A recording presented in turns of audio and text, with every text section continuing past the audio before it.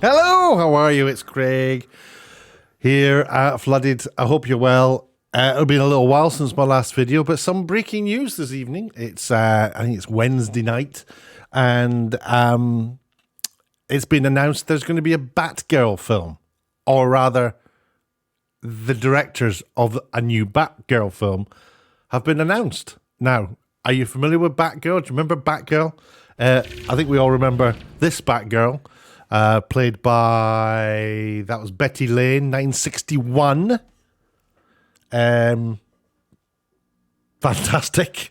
Batgirl, of course, was the daughter of Commissioner Gordon. Well, the character was the daughter of Commissioner Gordon.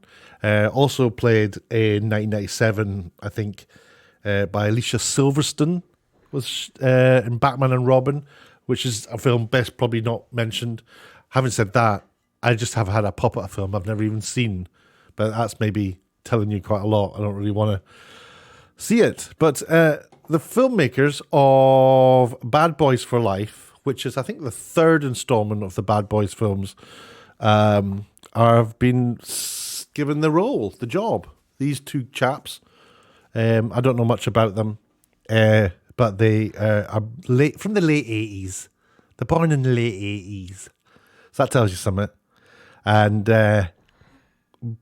Belgian Moroccan born, apparently, went to school in Belgium. Is that interesting? I don't know. But they're down to do it. I don't know anything about them, apart from the fact they had a hit with Bad Boys.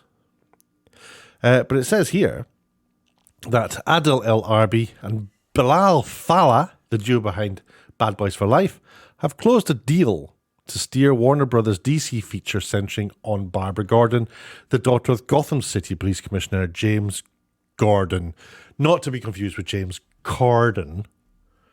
Christina Hodson, who wrote Bumblebee, and is the Warner's and is in the Warner's fold with her screenwriting of Birds of Prey. Right, before I go any further, Birds of Prey got a lot of criticism, if I remember rightly, but when I had a look, it's actually a very popular film. So I'm not quite sure why people were criticising Birds of Prey. I've got to admit, I have seen it, but I fell asleep. But I can't say if that's because the film bored me. It's probably more to do with I was very, very tired. It's very hard when you're in a vertical position to stay awake, generally, I find. But I did find, out of interest, some reviews here. And right next to each other, there was like a terrible review and a really good review. So let's just have a quick look at the... just talking about Birds of Prey, this is the writer of the new Batgirl film. This is what somebody thought of Birds of Prey.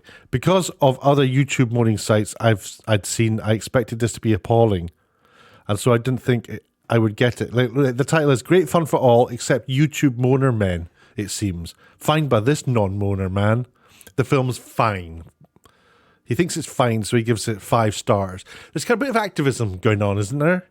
In this world of star reviews. I don't know if it is also going on there. I know that people were using sites like Rotten Tomatoes to kind of like, hijack these shows. I'm not going to read too much more of this, well, any of it actually, because it's just so badly written. But I thought it'd be quite fun to read this one here. I didn't have any high hopes. Worse than you would predict. I didn't have any high hopes. Just thought it might be a bit of escapist fun. Suicide Squad wasn't great, but Margot Robbie really stood out as the best thing about that film. Yes, she did. Sadly, her performance here is flat and unengaging. If that's true, I would say that is not her, because she's already proved herself as a brilliant actor. So, script and directors, what you doing? And sometimes you might have a social point you want to make, and that kind of really restricts what you can do with a story and the sort of creativity you can sort of employ, in terms of imagery. I won't go into too much detail about exactly what I'm talking about there, but this film was initially the project that previously had Joss Whedon on board as director. Whedon came on in March 2017, but left in 2018. At the same time saying he failed at cracking the story. Well, Joss Whedon in 2015 had already had a bunch of allegations made against him, and involved in Justice League. Allegations are mostly from his time on Buffy, 1997, 2003, and Justice League in 2017. So I wouldn't be surprised if Margot Robbie wasn't particularly keen to work with him, or anybody really. The guy pretty much is done. And looking at how he talked to people on Twitter, I'm hardly surprised. But let's read on here. So they're talking about Bad Boys there. Strength of Bad Boys. Who's the producer of this? Do we get that? Where's the producer? The producer. Kristen Burr. So the writer's going to be Christina Hodson. Kristen Burr, who is gearing up for the release of Cruella later this month, is producing it. Barbara Gordon is the most established version of the Batgirl character, who was initially introduced in 1961 by Betty Kane, but the character was revamped in 1967 when television executives wanted to attract a female audience to the Batman series. That's interesting, that you get like a character like that to attract women. I thought that was the opposite. I thought it was men that sort of character was introduced for. But what do I know?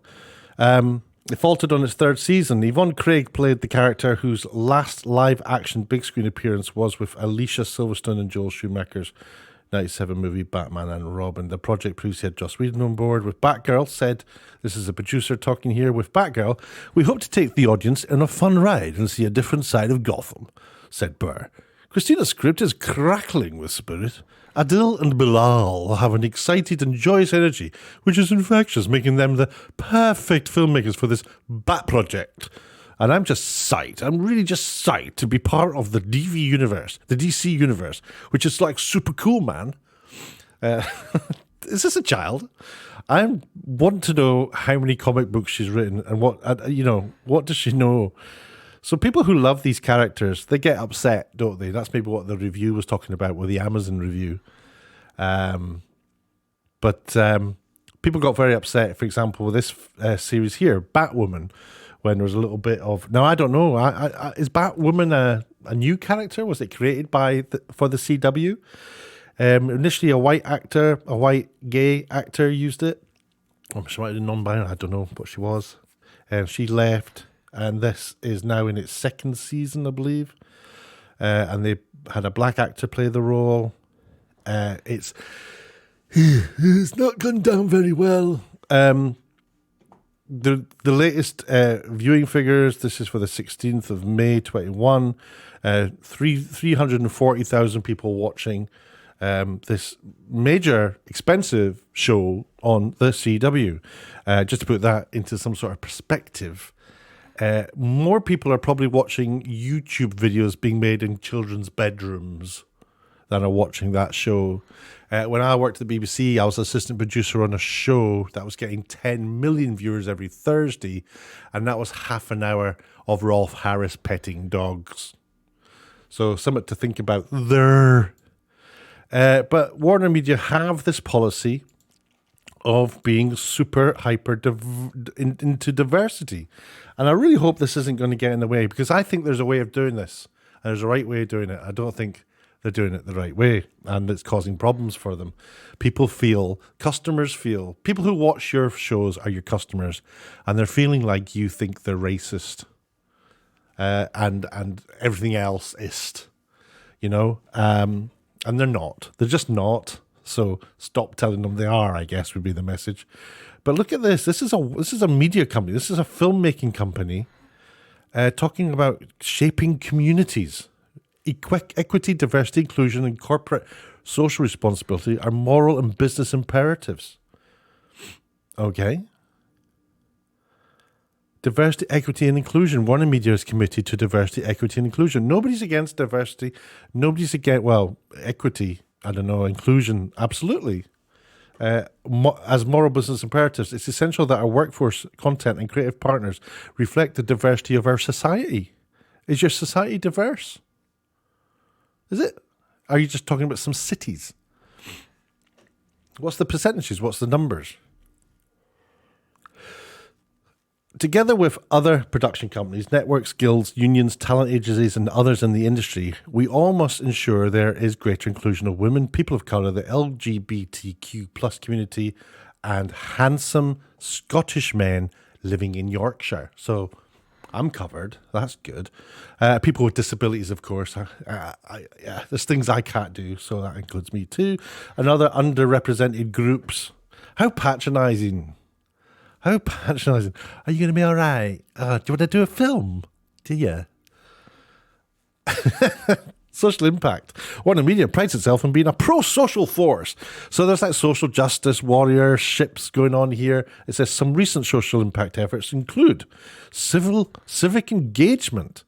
This is film companies talking about politics and getting people to vote the right way.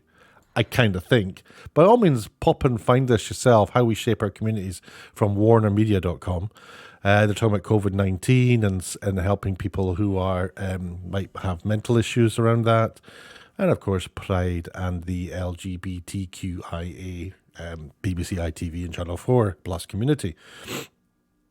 So that's happening. But also, I was skimming around and I found this, which is the WarnerMedia Diversity Report 2019, and it's kind of like, this is what we're doing. And here, my head's kind of like blocking it, but you've got this show here, it's called The Success of Insecure. The show creator is Issa Rae, and this is a little section where she talks about it. She's talking about freedom for writers, human stories. I want to share what's true to me, the conversations I have with my girlfriends. It's kind of weird that a writer, is she a writer or producer? It's creator. It's kind of like she's used. Is it kind of weird? That's actually a better way of saying it is weird.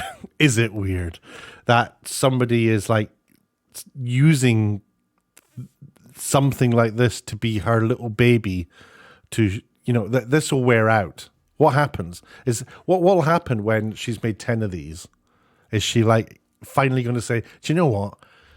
I've been really fortunate. I don't know. I don't know. I've got nothing to. I've got nowhere to go anymore. I'm super successful. I'm in a privileged position. It's kind of. I'm interested to see how this plays out. I really am. But reaching out to the community, more opportunities. Look at these little. We want to do things that will challenge people and get people talking. Now we've heard people like actors on the show Picard saying, "Oh, the show is a platform." We've heard it from Brie Larson talking about Captain Marvel, that's her platform. And there's been other examples as well, actors talking about the film that they've been getting, you know, because they're part of a diverse cast, that is their platform. And films I don't want to go see platforms, really. I don't want to go see a film that is Brie Larson's view on the world. She's got a terrible YouTube channel. She can't even convince people there that what she thinks is awesome. So I was looking at all this and I was thinking, okay, well, this TV show being made by Issa Rae, that they're kind of flagging as like, look what we're doing. This is fantastic. It's called Insecure. And sure enough, it's got quite good score on Rotten Tomatoes. So I thought, well, how many people are watching it? That's a solid number. And when you look at it, season 4, the 14th of the 6th, 2020, 450,000 people watched it. Less than kids' videos being made on YouTube from their bedrooms. That's a garbage number. And these are films that are all going straight onto like HBO and HBO Max and streaming services. And I don't know what the plan is. Just litter the airwaves, litter the platforms with stuff like this that nobody really likes. I don't really get it. Does that number mean that everybody's racist? Maybe. It's so interesting of what's happening, and you know, I'm kind of interested to know what you think. Why if this is good, why is nobody watching it? And how can it be done better? My thinking is that you can easily do it better because it's been happening for decades. You know, films have been diverse for decades, accurately representing the society in which they're made or that they are about. It's an interesting one, and I am interested to know what you think. Let me know. Slap a little like down there if you liked it. It's late at night, it's midnight. It's coming up to midnight now, so I'm just going to do a little thumbnail for this and get off to bed. But I'd appreciate a comment because I'm interested to know what you think. I want to get us all talking about films. So, until next time, I've been Craig. This has been Flooded. And from me, for now, cheerio.